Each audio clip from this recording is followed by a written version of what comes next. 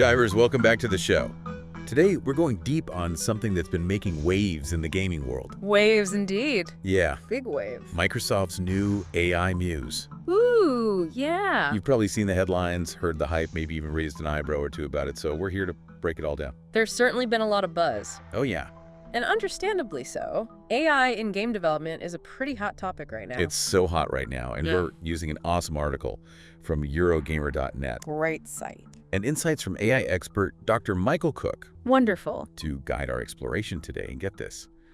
Muse was trained on 7 years. 7 years. Of gameplay footage. Oh, wow. From a single game.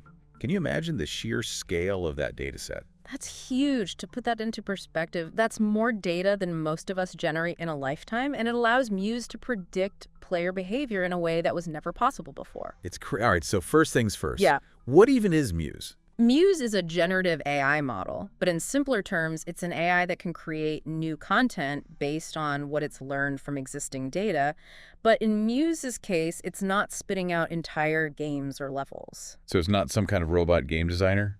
Not exactly, no. It's more about predicting how things will play out. Okay. Developers can use it to experiment with different game elements and see how they would impact the gameplay experience. So walk me through this. How does that actually work in practice? Okay, so imagine a developer's working on a level and wants to add a jump pad. They can tell Muse, hey, what would happen if we put a jump pad here? And Muse, based on everything it's learned from that massive data set of gameplay footage, can generate a visualization of how players would likely use that jump pad, where they would jump to, and how it would affect the flow of the game.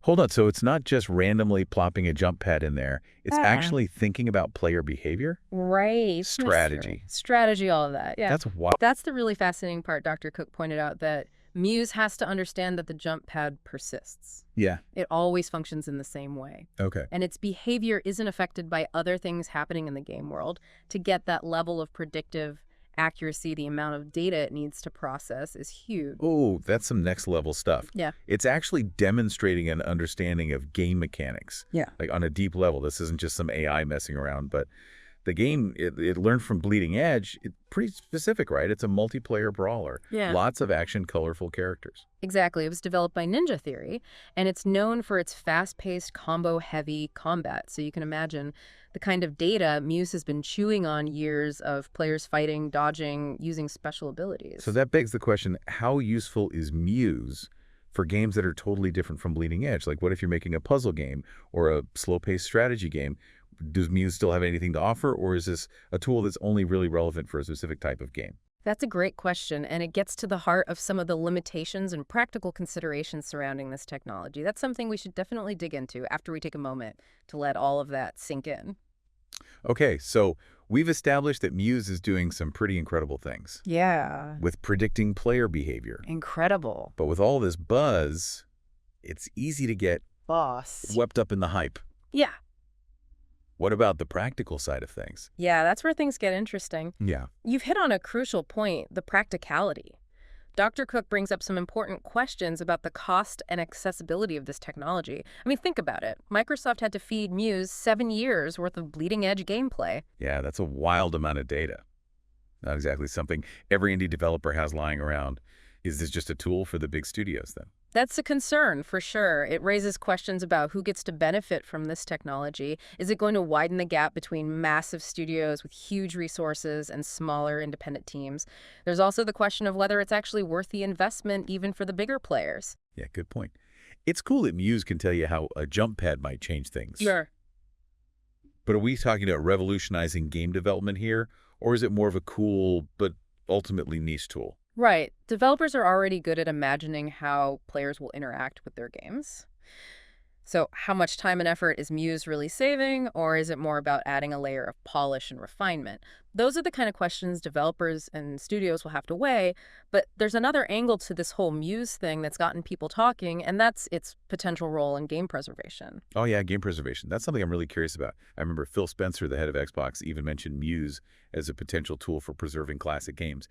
Imagine being able to experience games from our childhood, even if the original consoles and cartridges are long gone. It's a really appealing idea, and I think it taps into a sense of nostalgia that a lot of gamers have. There's a desire to hold on to those experiences, to share them with future generations. But Dr. Cook isn't entirely convinced that Muse is the answer. He argues that Muse can recreate the visuals, but it can't capture the full essence of a game. That makes sense. It's kind of like, how you can watch a video of someone playing a game and it just doesn't feel the same as playing it yourself? Exactly. It's about the interactivity, the player's agency, the choices they make, the emergent gameplay that comes from those interactions. Those are all things that are really hard to replicate with AI, even an AI as advanced as Muse. Right, so you might be able to see what an old game looks like, maybe even get a sense of how it plays, Yeah. but it wouldn't be the same experience. Exactly. And that brings us to a fundamental question about game preservation. What are we actually trying to preserve? Is it just the visual elements, or is it something deeper, something more about the feeling, the experience, the memories associated with playing a game? That's a really good question. Mm. I mean, think about the games that have really stuck with you over the years. Is it just because of the graphics, or is it because of something more intangible, something about the way it made you feel? I know, for me, it's definitely the latter. I think that's true for a lot of gamers, and it highlights the challenge of game preservation. How Right. do you preserve those intangible elements? How do you capture the emotion, the community, the shared experience that surrounds so many classic games? It's definitely complex, and it makes you wonder, even if AI like Muse can't solve it all, is there a way it can at least contribute to preserving certain aspects of gaming history? Maybe it's not about replacing the original experience, but rather offering a glimpse into the past, a way to connect with games that might otherwise be lost to time. That's a really interesting perspective, and I think it's a conversation that's only going to become more relevant as technology continues to evolve. But before we get too far ahead of ourselves, let's take a moment to recap what we've learned about Muse so far. Okay, so we really dug into what Muse is, how it works, Yeah. even those like practical questions, Mm. the ethical stuff that comes with it. It's powerful tech, no doubt, Powerful. Yeah. but it's not like this magic wand, No. waving away every problem in game development. Definitely not a magic solution. It's more like a really specialized tool, Yeah. one that could potentially change certain aspects of the industry, but it's not going to replace human developers or solve the game preservation debate overnight. Yeah. And we were talking about how it needs just mountains of data Yeah. just to even function. And Yeah. then there's the cost factor. You're right. It makes you wonder, is this something that will trickle down, to smaller studios or even independent developers, or is it always going to be a big studio toy? That's the big question. And honestly, it's hard to say for sure. Technology, tends to become more accessible as time goes on, but whether that happens with Muse depends on a lot of factors. Yeah. Cost of development, the willingness of Microsoft to make it more widely available, how the technology itself evolves. Okay, so let's say hypothetically it does become more accessible. What could that mean for the types of games we play? In the future?